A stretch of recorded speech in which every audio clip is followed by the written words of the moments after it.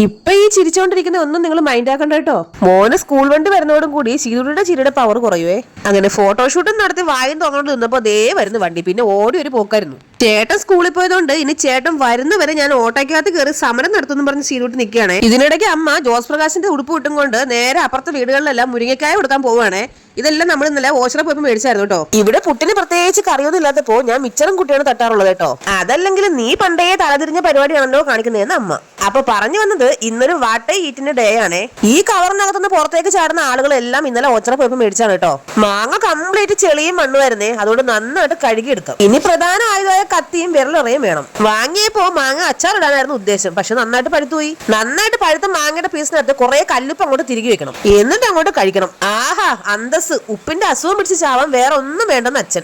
എന്തായാലും ആയുധവും മാങ്ങയും കയ്യിലെടുത്ത് ഇനിയിപ്പോ എല്ലാം കൂടെ വെട്ടിക്കൂട്ടി അങ്ങോട്ട് എടുക്കാം. ഇനി അച്ചാരം മുച്ചാരം വെട്ടി പീസുകളാക്കിയ മാങ്ങയിലേക്ക് കുറെ കല്ലുപ്പ് തിരുമ്പി വെക്കാം. ഇച്ചിരി കാന്താരിയും കൂടെ ചതച്ചിട്ടാ പൊളിച്ച്. ഇതിനിടയ്ക്ക് ശീതൂട്ടി ഉറങ്ങിയ സമയം നോക്കി ഞാൻ വീട്ടിൽ നിന്ന് മുങ്ങാനുള്ള പ്ലാനിങ്ങിലാണ്. ഇന്ന് മോന്റെ സ്കൂളിൽ PTA മീറ്റിംഗ് ആണ് കേട്ടോ. ഇനി കുറച്ച് മഞ്ഞപ്പൊടി എടുത്ത് കലക്കി തേണ്ട ഇങ്ങനെ ചാർത്താം. ഒരു വഴിക്ക് പോണേല്ലേ കിടക്കട്ട്. ഞാൻ ഒരുങ്ങി ഇറങ്ങിയത് ശീതൂട്ടി എങ്ങനെയോ മണത്തറിഞ്ഞിരിക്കുന്നു. അങ്ങനെ ഒരുവിധം ആള് പറഞ്ഞ് മനസ്സിലാക്കി അമ്മയുടെ കയ്യിൽ കൊടുത്തിട്ട് ഞാൻ നേരെ മീറ്റിങ്ങിന് പോയിട്ടോ. പോകുന്നത് നമ്മുടെ പ്രധാന വാഹനമായ അച്ഛന്റെ ഓട്ടോറിക്ഷയിലാണ്. PTA മീറ്റിംഗിന് ഇരിക്കാൻ പറയാൻ ചെറുക്കൻ അവിടെ എന്തൊക്കെ കുടുത്തേക്കാനാണ് കാണിച്ചു വെച്ചിരിക്കുന്നത്. PTA മീറ്റിംഗും കഴിഞ്ഞ് നേരെ മോനെ വിളിച്ചുകൊണ്ട് വീട്ടിലേക്ക് വന്നേ. വീട്ടിൽ വന്നപ്പോ നല്ല മീൻകറിയും കപ്പ വേവിച്ചതും പിന്നെ നല്ല മുരിങ്ങയ്ക്ക തോരനും അതെല്ലാം കൂടെ കൂട്ടി കുഴച്ച് അങ്ങോട്ട് അടിച്ചു. ഈ മീൻകറിക്കകത്ത് കിടക്കുന്ന മാങ്ങാ കഷ്ണം ഉണ്ടല്ലോ എടുത്തങ്ങോട്ട് കഴിക്കാൻ എന്തൊരു ടേസ്റ്റ് ആണെന്നോ. അങ്ങനെ ഫുഡൊക്കെ കഴിച്ചു കഴിഞ്ഞപ്പോ കൊറിയർ ഓഫീസിൽ നിന്ന് വിളിച്ചിട്ട് ഒരു കൊറിയർ ഉണ്ടെന്ന് പറഞ്ഞു. പിന്നെ ഞാനും മോനും കൂടെ പോയി കൊറിയർ അങ്ങ് മേടിച്ചു. കൊറിയർ കിട്ടിയ സന്തോഷത്തിലാണ് ഓടി പോകുന്നത്. തിരിച്ചു വരുന്ന വഴിക്ക് നല്ല ഒരു ഐസ്ക്രീമും കുടിച്ചായിരുന്നേ. ഈ വണ്ടി യാത്രക്കിടയില് പുറത്ത് നല്ല മഴ പെയ്യുമ്പോ അകത്തിരുന്ന് ഐസ്ക്രീം കുടിക്കാനുണ്ടല്ലോ അതൊരു പ്രത്യേക വൈബാണ്.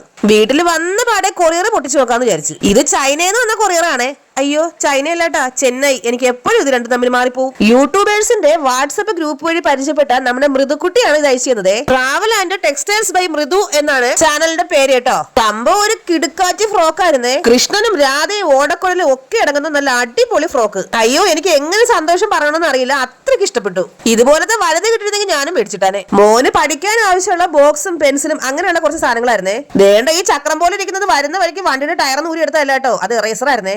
അവന് പുത്തൻ സാധനങ്ങൾ കിട്ടിയോണ്ട് അവന് ഹാപ്പി. കൊറിയർ മേടിക്കാൻ പോയിട്ട് വന്നപ്പോ പപ്സ് മേടിച്ചോണ്ട് വന്നായിരുന്നേ. അപ്പൊ നല്ല ചൂട് പപ്സും ചായ. അപ്പൊ നമ്മുടെ ചാനൽ എല്ലാവരും സബ്സ്ക്രൈബ് ചെയ്ത് സഹായിക്കണേ. ഇന്നത്തെ വീഡിയോ ഇത്രയേ ഉള്ളൂ. ടാറ്റാ.